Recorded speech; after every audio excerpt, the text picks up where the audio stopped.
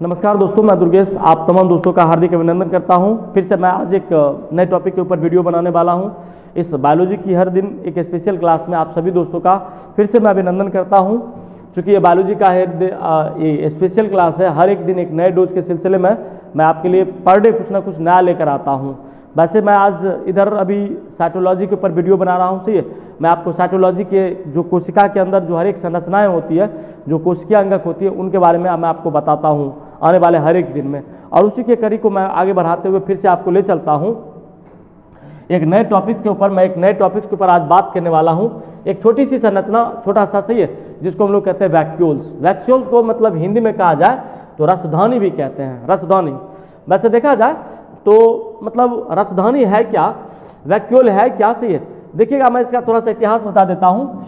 देखा जाए तो ये प्रोटोजोआ में, मतलब जो प्रोटोजोआ के वर्ग के जीव होते हैं, जैसे अमीबा मान लीजिए, तो ये 1776 ईस्वी में 1776 ईस्वी में अमीबा के कोशिकीय सेल में, या मान लीजिए प्रोटोजोआ में, इसको देखा गया था वैक्यूल्स का।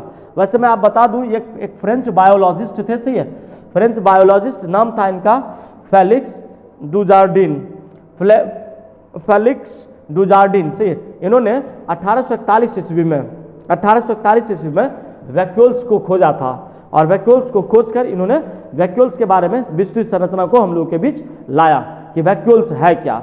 वैसे मैं बता दूं से हम लोग के जंतु कोशिका में अगर देखा जाए तो जंतु कोशिका में जो है वैक्यूल्स जल संतुलन का कार्य करती है, मतलब वाटर को बैलेंस करने का कार्य करती है। जंतु कोशिका में ये जो है मतलब वैक्यूल काम करता है। वैसे अगर आप देखेंगे तो वैक्यूल जो है प्लांट सेल में भी पाया जाता है, एनिमल सेल में भी पाया जाता है। प्लांट सेल में भी पाया जाता है और एनिमल सेल में भी पाया जाता है। वही होता है कि एनिमल सेल में थोड़ा छोटा होता है, और प्लांट सेल में जो है चूंकि मुख्य भूमिका निभाता है, तो प्लांट सेल में देखिएगा वैक्यूल जो है वो बहुत बड़ी बड़ी होती है, बड़ी बड़ी रिक्तिकाओं का निर्माण करती है। और प्लांट सेल में आप देखेंगे तो इसका कार्य का जो मोड ऑफ एक्शन होता है वो अलग तरह से जो है काम करता है। अगर आप देखेंगे तो मैं ये रसधानी के ऊपर से आज संपूर्ण जानकारी देने वाला हूँ। जैसे कि मान लीजिए ये प्लांट सेल का स्ट्रक्चर दिखाया गया, इनमें आप ये देखते हैं, ये संरचना जो है ये वाला भाग, इन्हीं को हम लोग वैक्यूल कहते हैं, वैक्यूल कहते हैं प्लांट सेल में। और एनिमल सेल में देखेंगे तो वैक्यूल बहुत छोटी छोटी रचनाएं होती है। ये छोटी सी रचना, ये वाला रचना, जिनको हम लोग रसधानी या वैक्यूल कहेंगे, वैक्यूल के नाम से जानेंगे। वैसे हिंदी में ये दिखाया हूँ से, यहीं पर देखेंगे आप प्लांट सेल में हरित लवक रहते हैं, प्रदर्शित करता है, केंद्रक के अंदर में रहता है गोल्जी उपकरण, केंद्रक झिल्ली होती है, प्लाज्मा झिल्ली, वायु कोशिका, माइटोकॉन्ड्रिया, राइबोसोम, हरित लवक, कोशिका द्रव रहता है, लाइसोसोम रहती है, खुरदुरी अंतर परद्रव्य जालिका रहती है, चिकनी अंतर परद्रव्य जालिका रहती है। ये सारे संरचना बने रहते हैं, और इसी संरचना के मध्य में एक रचना, बहुत बड़ी संरचना बनी रहती है, जिनको हम लोग कहते हैं वैक्यूल, रसधानी कहते हैं, सही है। और यही रसधानी के ऊपर आज हम बात करने वाले हैं। मैं रसधानी का आपको मैंने फोटो दिखाया चाहिए, अब देखेंगे तो मतलब जैसे कि मान लीजिए फिर छोटा सा, सही है, जैसे कि मान लीजिए ये प्लांट सेल है, प्लांट सेल में देखिएगा रसधानी बहुत बड़ी बड़ी होती है, और जंतु कोशिका में तो रसधानी बिल्कुल छोटी होती है। इन्हीं संरचना को हम लोग वैक्यूल कहते हैं।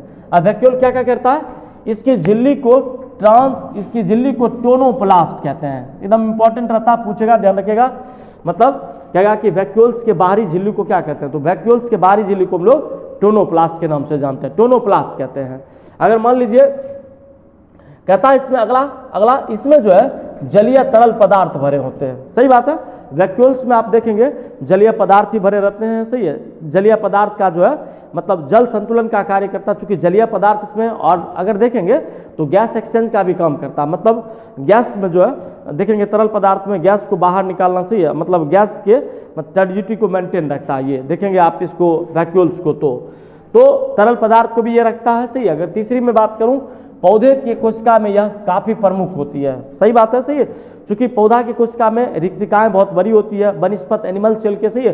चूंकि एनिमल सेल में मैं बार बार जिक्र कर रहा हूं कि एनिमल सेल में जो है यह रिक्तिकाएं बहुत छोटी होती है, बहुत छोटी संरचनाओं में रहती है। और वहीं इन कोशिकाओं में देखिएगा प्लांट सेल में कोशिका के अंदर जो रिक्तिकाएं होती है, जो रसधानियां होती है, वो बहुत बड़ी बड़ी संरचनाओं में भाग लेती है। और देखिएगा तो लीवर सेल में देखा जाए, लीवर तथा अन्य सेल में इसको देखेंगे तो पैरोक्सिसोम के नाम से भी जाना जाता है, मतलब वैक्यूल को पैरोक्सिसोम के नाम से भी जाना जाता है। या मान लीजिए प्लांट सेल हो या फिर मतलब पैरोक्सिसोम प्लांट सेल को नहीं कहेंगे, बल्कि मतलब एनिमल सेल में जो लीवर सेल्स होता है, जो यकृत होता है, सबसे बड़ी ग्रंथि होता है, तो उनमें जो है ये पैरोक्सिसोम के नाम से जाना जाता है। सही है, जिसको भी थोड़ा ध्यान रखेंगे, पैरोक्सिसोम के नाम से लीवर सेल में ये कहा जाती है, या मान लीजिए कुछ और अन्य सेल हो वहाँ पर भी रहेगा तो ये पैरोक्सिसोम के ही नाम से जाना जाता है। वैसे अगला, पादप कोशिका में ये वैक्यूल्स आपस में जुड़कर और बड़े वैक्यूल का निर्माण करती है। छोटी छोटी जो रसदानियाँ होती है, छोटी छोटी जो वेसिकल्स होती है, ये वेसिकल्स जुड़ती है और जुड़ कर से ये बड़े बड़े वेसिकल्स का निर्माण करती है, बड़े बड़े हांडिया का निर्माण करती है, जिनको हम लोग वैक्यूल कहते हैं, जिनको हम लोग रिक्तिकाएँ कहते हैं, जिनको हम लोग रसदानियाँ कहते हैं। तो ये रहता है। अगर आप मान लीजिए देखेंगे तो मैं भी प्रोटोजोआ की बात कर रहा था, सही है, तो अमीबा में आप देखेंगे तो कॉन्ट्रैक्टाइल वैक्यूल के रूप में ये पाई जाती है, संकुचनशील रिक्तिकाएँ। अमीबा में देखेंगे, जैसे कि मान लीजिए मैं अगर आपको दिखाऊं, मान लीजिए ये अमीबा है, सही है, अमीबा, तो अमीबा में देखेंगे कॉन्ट्रैक्टाइल वैक्यूल, मतलब इस तरह से ये जो है रसधानी, फूड वैक्यूल भी हम लोग इसको कहते हैं, फूड वैक्यूल, खाद्यधानी, रसधानी के रूप में ये काम करता है। और देखिएगा अमीबा में, प्रोटोजोआ में जो है, प्रोटोजोआ में अगर मैं बात करूं इसके ऊपर से, तो मैंने ये लिखा है कि कॉन्ट्रैक्टाइल वैक्यूल के रूप में ये काम करता है। सही है, तो किस रूप में ये काम करता है आप देखेंगे, कॉन्ट्रैक्टाइल वैक्यूल जब अमीबा को एक जगह से दूसरे जगह लोकोमोशन करना रहता है, प्रचलन करना रहता है, तो अमीबा क्या करता है, अपने वैक्यूल को मतलब फैलाता है, सिकुड़ाता, डायलेट करता है, फैलाता, सिकुड़ाएगा। सही, कॉन्टैक्ट करेगा, सिकुड़ाएगा, फैलाएगा। सही, तो संकुचन और फैलाव में जो है मतलब अमीबा जो है एक जगह से दूसरी जगह स्थानांतरित कर जाती है, अमीबा एक जगह से दूसरी जगह चली जाती है। तो कॉन्ट्रैक्टाइल अमीबा में इस तरह से ये संरचना होती है। अमीबा की कोई संरचना नहीं होती है, अनियमितता कारक से किसी भी संरचना में ये पाया जाता है और मुख्यतः मतलब कॉन्ट्रैक्टाइल वैक्यूल के निर्माण में हेल्प करता है। तो कॉन्ट्रैक्टाइल वैक्यूल में जो है लोकोमोशन करने में, इसको प्रचलन करने में जो है योगदान दिया देता है, तो ये काम करता है। इसलिए मैंने लिख दिया है अमीबा वर्ग में ये कॉन्ट्रैक्टाइल वैक्यूल का निर्माण करता है। अगर आप देखेंगे अगले नंबर की मैं बात करूं तो अगले नंबर में देखेंगे यूनिसेलुलर में फूड वैक्यूल का निर्माण करती है। यूनिसेलुलर मतलब एक कोशिकीय जीव होती है, और एक कोशिकीय जीव में देखेंगे इसको तो एक कोशिकीय जीव में खाद्य रसधानी का निर्माण करती है। अभी मैंने बताया था अमीबा में मतलब खाद्य रसधानी का निर्माण करती है, जो फूड के रूप में मतलब सिंचित रहता है, और जब जरूरत लगता है तो उस भोजन का उपयोग फिर से अमीबा मतलब उस प्रतिकूल कंडीशन में जो है करता है। जब उनके अनुरूप कंडीशन नहीं रहता तो प्रतिकूल कंडीशन में अमीबा उस फूड वैक्यूल का यूज करता, अपना भोजन तैयार करता, भोजन खाता है।